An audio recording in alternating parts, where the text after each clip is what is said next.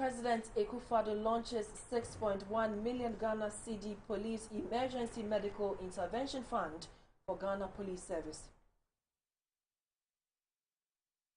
No microbial contamination or leaching of dangerous chemicals found in coagulated samples of Ideal and Carnation milk recalled from the market, FDA assures. A call on ECOWAS not to embark on economic war, but be sensitive to the situation in Mali. And Mali's leader, Simi Goita, says he is open to dialogue after imposition of sanctions.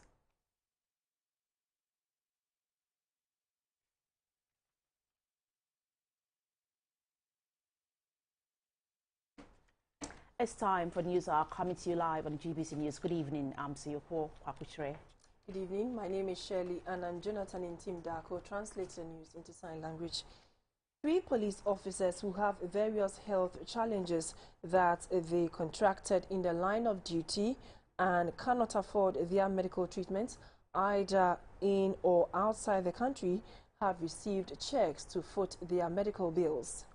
The development follows a 6.1 million Ghana cedi Police Emergency Medical Intervention Fund launched by President Akufo-Addo in Accra on Tuesday, January 11, 2022. The President also unveiled a virtual outpatient department to cater for the health needs of the police across the country. Chief Inspector Victor Anako was shot by armed robbers at Nsawam in the Eastern Region in 2007 when he tried to overpower them. The incident resulted in having his leg amputated. He has since been seeking for funds to go to Germany for treatment. But now, Chief Inspector Anako is set to go to Germany thanks to a 6.1 million cedi Emergency Medical Intervention Fund set up for the police service by the government. The latest move by the government will also benefit Inspector Teresa Ohen and Corporal Asuman Opoku. The IGP Dr. George Ekufu-Dampare said history will be kind to President Akufo-Addo for not only retooling the police service, but also seeing to the welfare of the personnel. Corporal Isaac Asuman Opoku was somebody who was providing the normal police duties of ensuring police visibility and fighting crime somewhere in Carnation last year. And he was sandwiched between 2 vehicles. And we can all say that it's just a miracle that he is still alive with 1 leg amputated.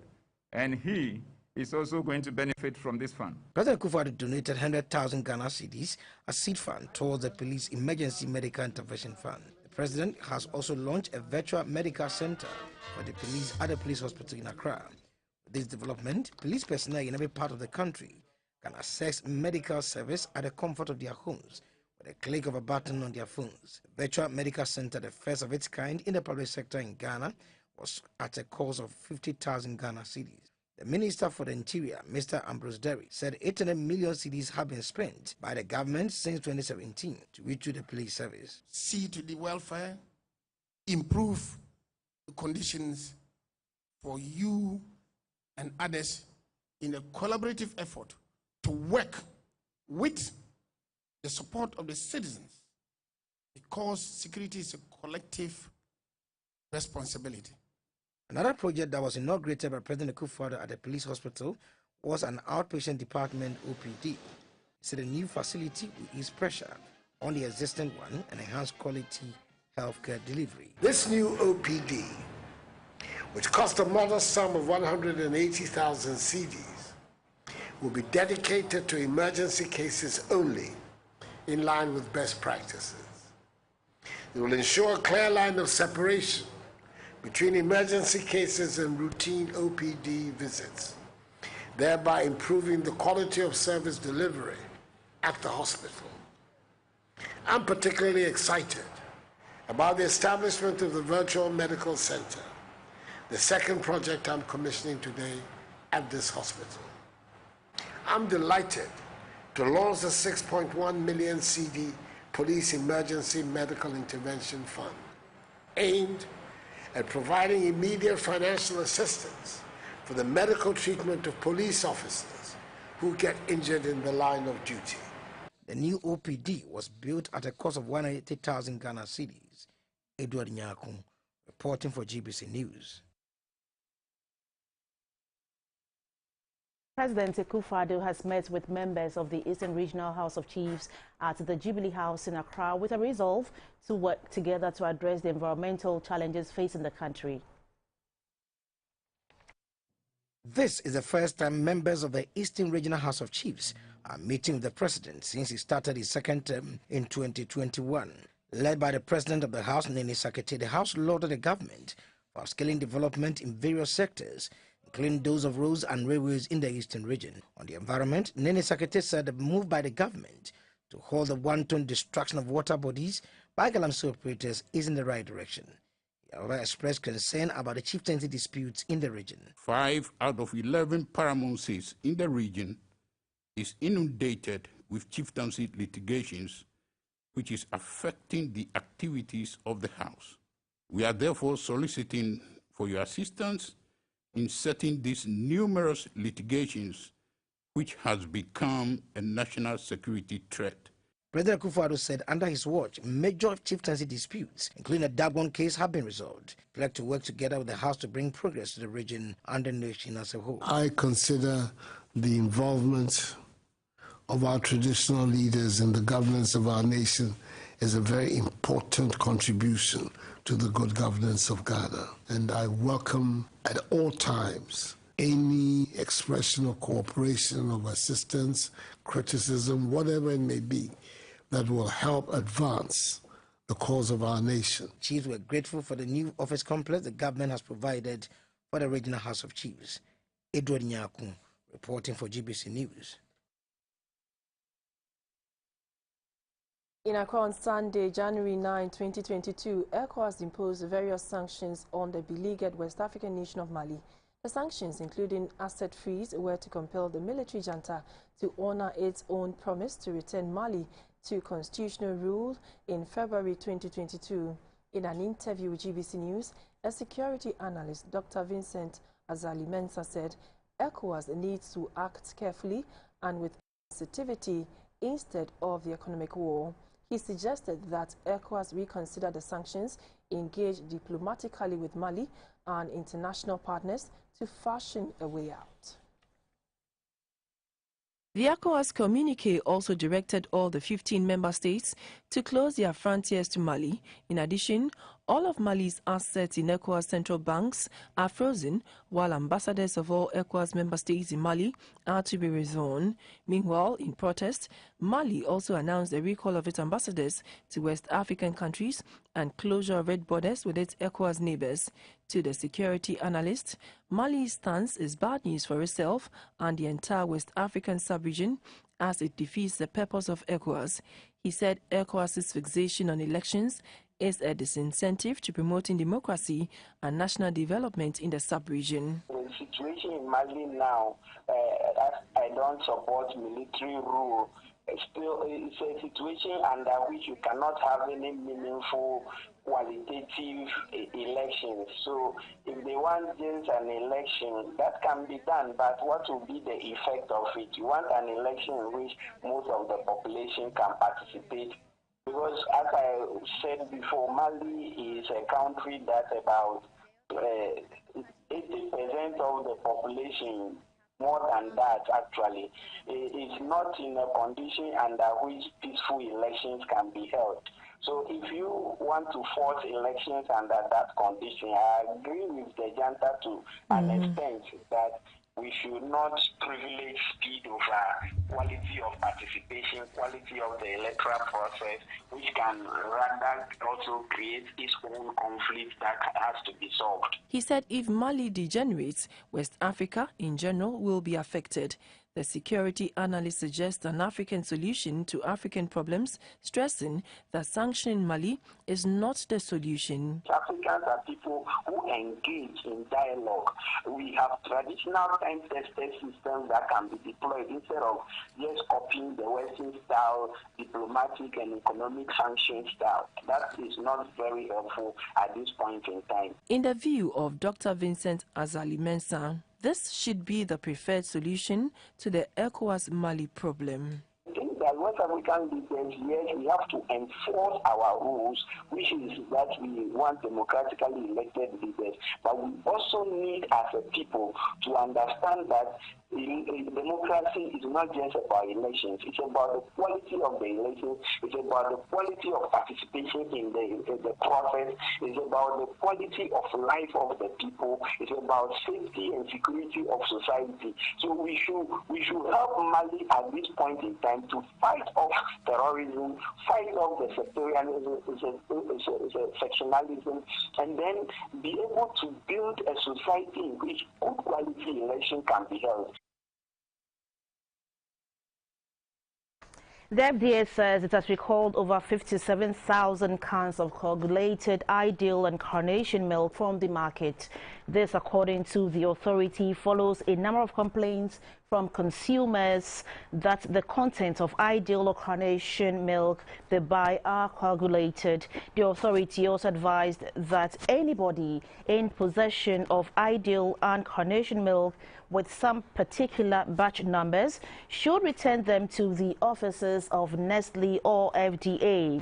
In an earlier interview with the acting director of Legal and Corporate Affairs of FDA, Mr. Joseph Yao Benny, explained that a microbial analysis conducted on the coagulated samples did not show any microbial contamination or leaching of dangerous chemicals from the inner lining of the can into the milk product. To use any product that has no stability, it will affect the milk. It will affect your product, and that is what happens. They use milk that has a low stability. So very well. Apply those high levels of heat. 2 weeks after you've done the production, they realized that it was coagulated. It was a type of milk that was used that created the problem. But I want to repeat that from our checks and our analysis of the investigation, the product is still product. Health issue because it is not contaminated. Laboratory evaluation proves that. But quality-wise, that is all what you wanted. You want a milk that will show when you're pouring. And what you are getting is not that one. So that is the reason for the recall.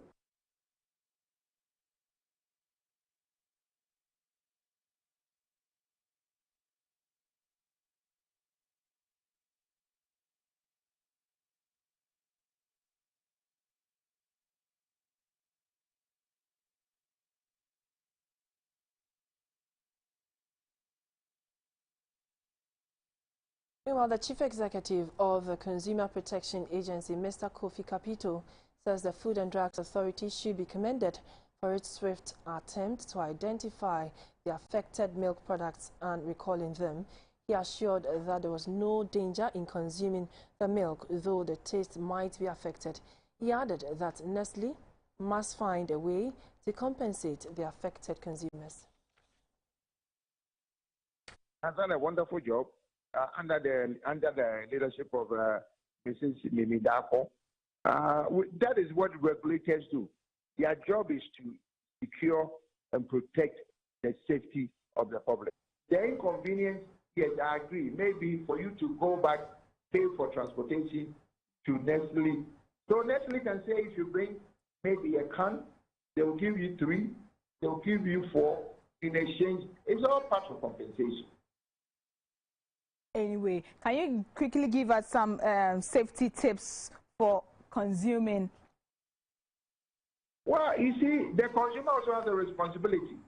The fact that you go and something doesn't look good or doesn't look right, and because you look at your money and you go and buy something that will have an adverse effect on you, you can't blame anybody. That's why they say buyer beware. Yeah, I mean, you should be able to know what you're buying.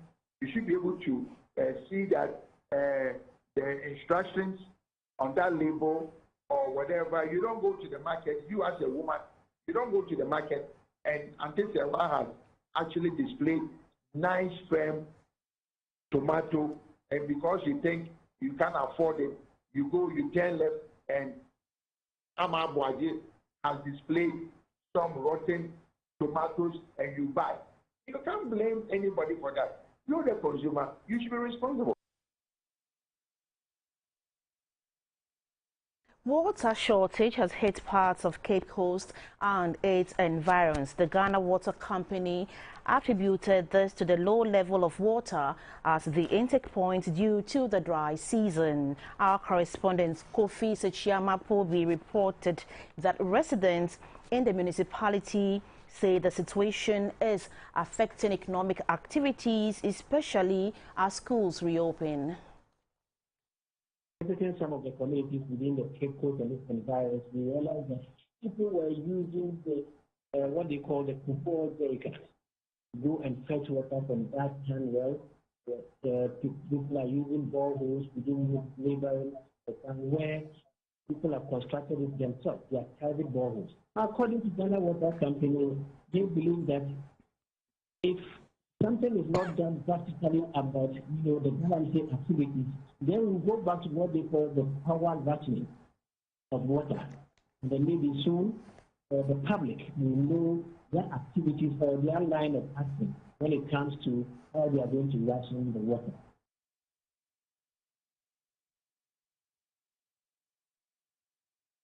We go to the Upper East region, where residents of Boko and Kandiga in that region have been asked to uphold and maintain the peace that currently prevails in the region. The regional minister, Mr. Stephen Yakubu, says there can be no sustainable development without peace. He was speaking to GBC Rural Radio in Bolgatanga. Disturbances in some towns and communities in the Upper East region, including Boko and Kadinga, have over the years led to loss of lives and property. Speaking on GBC URA Radio Morning Show in Bolgatanga, the regional minister, Mr. Stephen Yakubu, appealed to residents in the region to limit their discussions to core issues which are factual and not to resort to personal attacks and vilification of individuals and institutions. Mr. Yakubu said the quest for development for the region should therefore unite and not divide them. On security in the region, the minister stated that the Regional Police Command has taken delivery of 7 patrol vehicles to beef up security in Boko and reduce crime in the region. If the region is peaceful, then everybody, any other things can come on. And that is why I'm so serious about dealing with security in this region.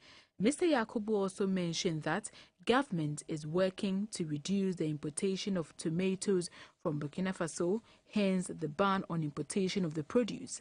We are thinking that we have enough tomatoes in Ghana, and therefore we should not allow people to go. About 2 weeks ago,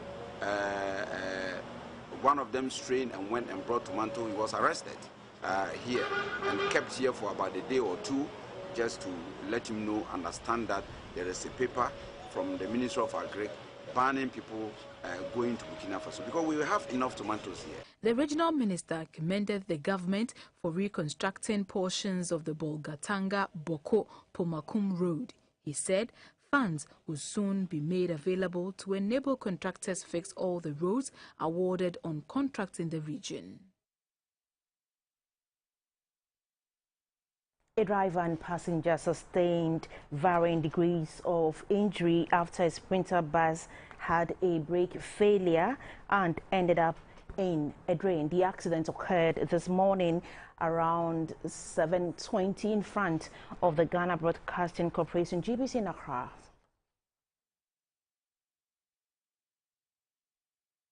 According to an eyewitness, the Sprinter bus with registration number GT625113 was from Osu direction, heading towards the Kwame Nkrumah Circle.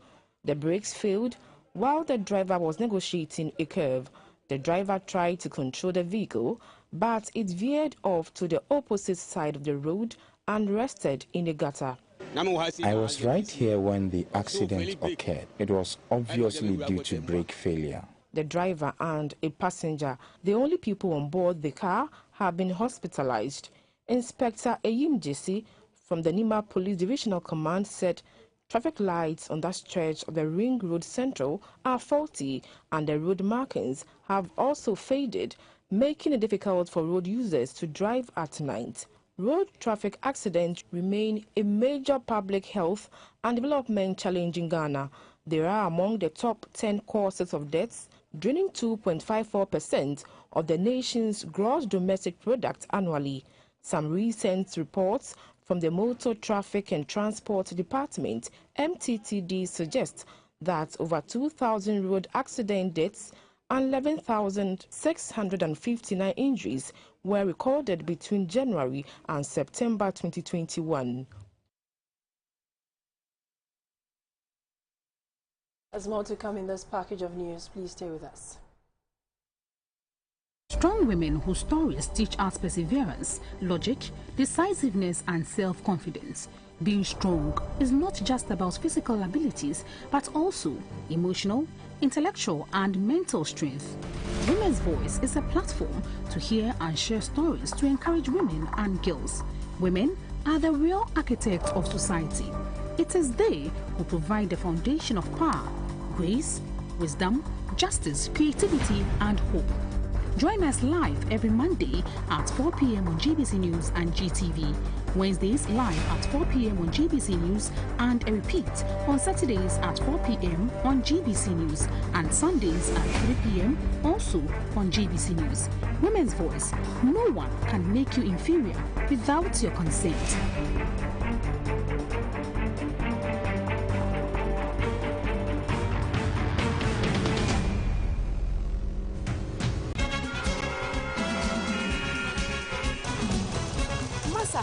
Are you one of the devil's assistants? Sharp lady, you seen the trademark? Do you ever slow down? I'm not a snail. I stop for nothing. Time is money. Madam, you also didn't wear a helmet. I just did my hair, and a helmet will make it basa-basa. But why didn't you prompt him to stop at the red light? Yeah, I'm in a hurry, eh? Anyway, per devil's work regulations, motorbikes shouldn't obey traffic lights. So don't you worry about hurting someone. Time heals all wounds. You'll be fine. So are you proud of yourself? I've never been prouder, I swear. Are you sure you are not the devil? Make you not do Abonsamejuma. Stay alive. This Stay Alive campaign is brought to you by the National Road Safety Authority. Go away from me.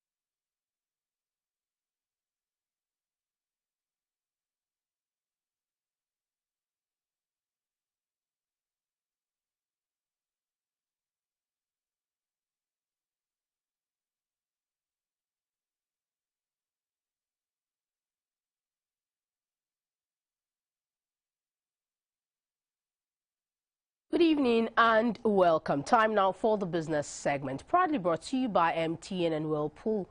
I am Dorothy Achumai. The Social Security and National Insurance Trust, SNIT, has set the overall 2022 indexation at 10%. At a media briefing in Accra, the Chief Executive of SNIT, Dr. Ofori Tenkran, said that 10% overall indexation is composed of a 9.68% flat rate to be received by every pensioner, with the remaining 0.32% shared equally amongst all pensioners, amounting to 3.44 cedis. The new indexation takes effect in January this year. Since November 2021, SNIT had paid 3.3 billion Ghana cedis in various forms of pension and associated benefits. To ensure that all pensioners maintain their purchasing power in each year, the Social Security and National Insurance Trust, SNIT, reviews the pensions in accordance to the targeted inflation rate at the start of each year, as well as the wage inflation of all contributors. In 2022, SNIT has pegged the overall indexation at 10%. The indexation is also computed with a targeted inflation for the year, which is 9.68%. Speaking to the media, the Chief Executive of SNIT, Dr. Ofori Tenkran, explained that the difference of 0.32% shared amongst all pensioners is to cushion the least-earned pension receivers. Everybody gets 3.44 Ghana cedis in addition to their 9.68%. And so when you do that, the effect of that is that the people on the low end of the pension receipts, their effective increase becomes more than the 10%. Right? And as he said, the one at the lowest end gets 10.83%. And then the person earning 140-something thousand, if you add 3 cedis, 44 pesos to the person, it disappears in the decimal points. The chief actuary at SNET, Mr. Joseph Poku, says the minimum pension from 2022 will be 300 cedis. If you take the minimum wage, which is 13.51 cedis for this year, and for average number of, all of these are 27 days in a month, it comes to about 365 cedis. Now, if you assume that the person worked for 35 years or more and was 60 years on retirement, he gets what we call a pension rate of 60%. If you use the 60% to multiply this 365, it comes to about 219 cedis, 219. But the scheme is paying 300 cedis minimum. So just to put it in perspective. The trust says the implementation of the new indexation would cost the scheme 308 million cedis. This is up from the 243 million cedis spent in 2021, an increment of 27%. The Bank of Ghana's maiden multiple price foreign exchange forward auction for this year has been oversubscribed by more than two-folds, attracting more than $235 million against a target of $75 million. The auction, opened for only authorized foreign exchange dealing banks, got a total of 144 bids. The central bank moved to accept 50 bids totaling $75 million as targeted. A financial analyst with SIC Brokerage, Mr. Godwin Odum, had this to say just before the auction results were released. You can see that they've adjusted their guidelines this time around. Usually, with their auctioning, they go in for $40 million. But we are now seeing a two-week auction where they are coming in for $75 million. Yes.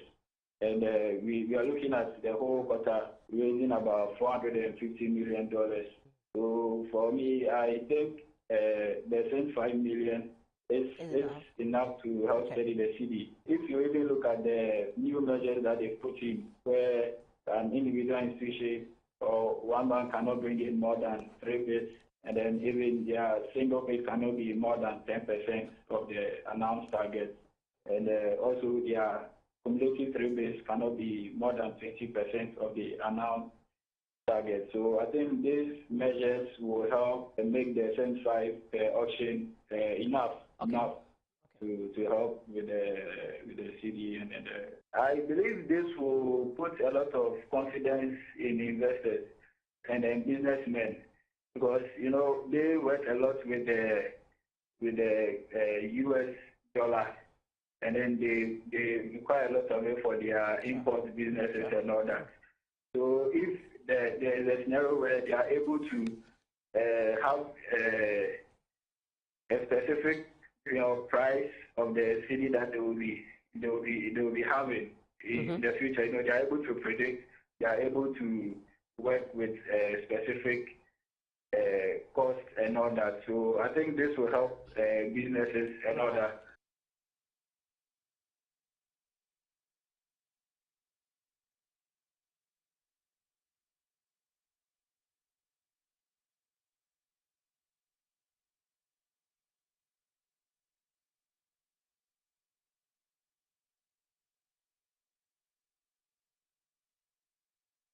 A sizable number of unemployed youth in Ghana will now have a future, as they will receive a flexible loan facility ranging from 20,000 to 200,000 Ghana cedis after being trained in agribusiness.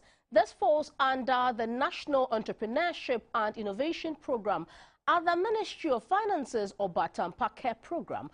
The first phase of the program, dubbed Youth in Innovative Agriculture Support, has been launched here in Accra.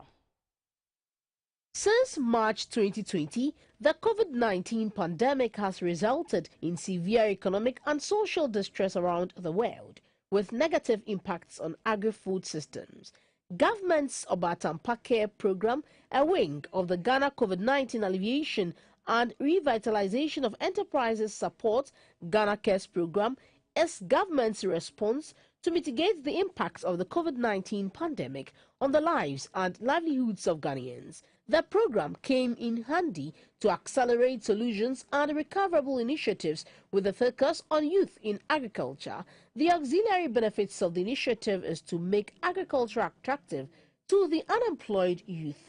The program is open to the youth between the ages of 18 and 40 years old.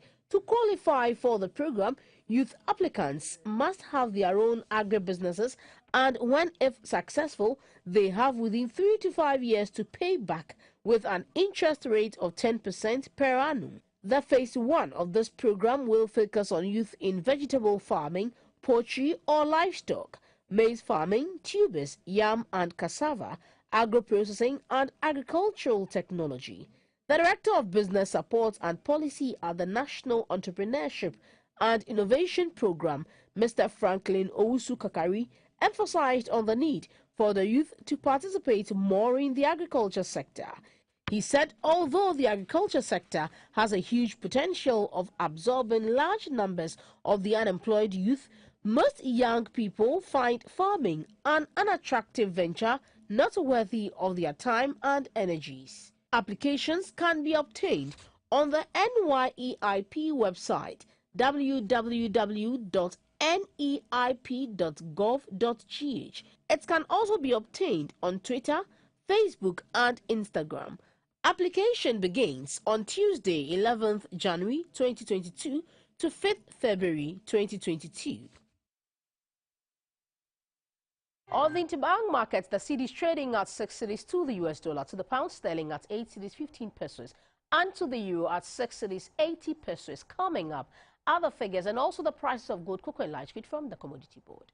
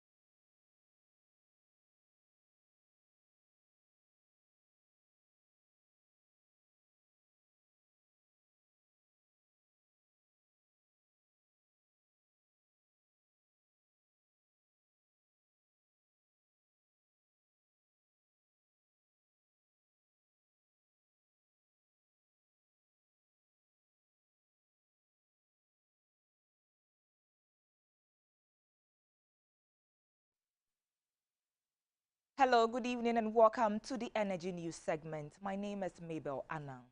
State-owned companies have been reminded of the need to pay their electricity bills to help the Electricity Company of Ghana, ECG, meet its revenue target and to ultimately provide reliable and regular service for Ghanaians.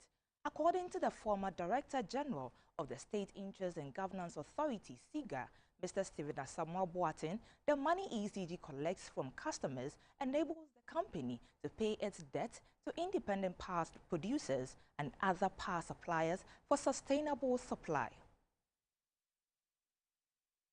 The ECG's inability to collect debts owed by its customers has led to huge indebtedness to its main suppliers, including the Ghana National Petroleum Corporation, GNPC, Gridco and Ghana Gas. ECG has now devised ways of collecting its debts from companies and institutions. It recently cut power supply to 3 institutions that together owe it over 500,000 cedis in electricity bills. According to ECG, it will restore power supply only when it is satisfied with the payment terms by these institutions. Speaking to GBC News, former Director General of SIGA, Mr. Stephen Asamoah Boateng, said though ECG is performing well, more has to be done in the collection of bills. He said ECG is putting measures in place to curb illegal connections in the country. ECG is doing well. They're only short of something, which is their collection. But the collection is not their fault. It is the fault of you and I. Ghanaians must also understand you use electricity, you have to pay. You can't do a legal connection, pay.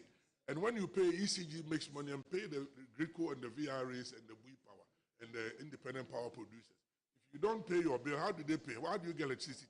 So it's a responsibility by all of us. So ECG now, at least they are taking steps to get rid of the illegal connections and collect their debt, and it's going well. But also the state agencies who don't pay their bills, you get the money in your budget. You budget for it. Yet when it comes to payment, you don't want to pay.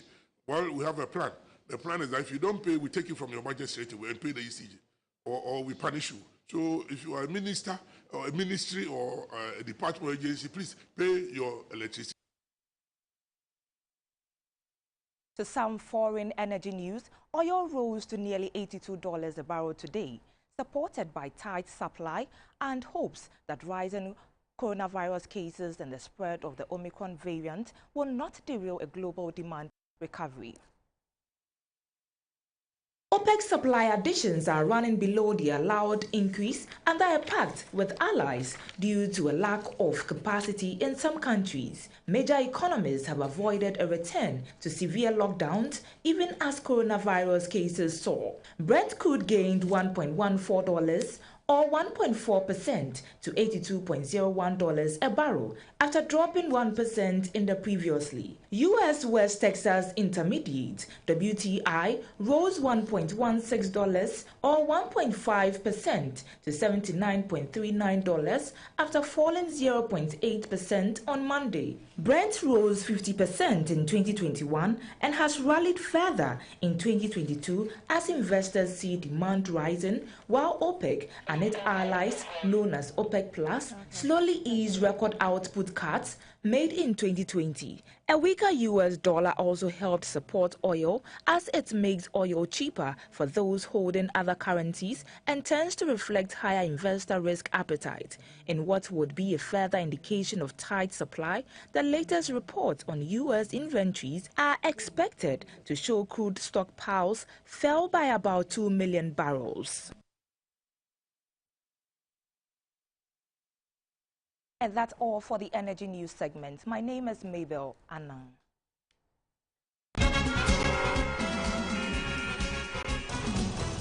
Massa, are you one of the devil's assistants? Sharp lady, you seen the trademark, eh? Do you ever slow down? I'm not a snail. I stop for nothing. Time is money. Madam, you also didn't wear a helmet. I just did my hair, and a helmet will make it basa-basa. But why didn't you prompt him to stop at the red light? Yeah, I'm in a hurry, eh? Anyway, per devil's work regulations, motorbike shouldn't obey traffic lights. So don't you worry about hurting someone. Time heals all wounds. You'll be fine. So are you proud of yourself? I've never been prouder, I swear. Are you sure you are not the devil? Make you not do Abonsamejuma. Stay alive. This Stay Alive campaign is brought to you by the National Road Safety Authority. Go away from me.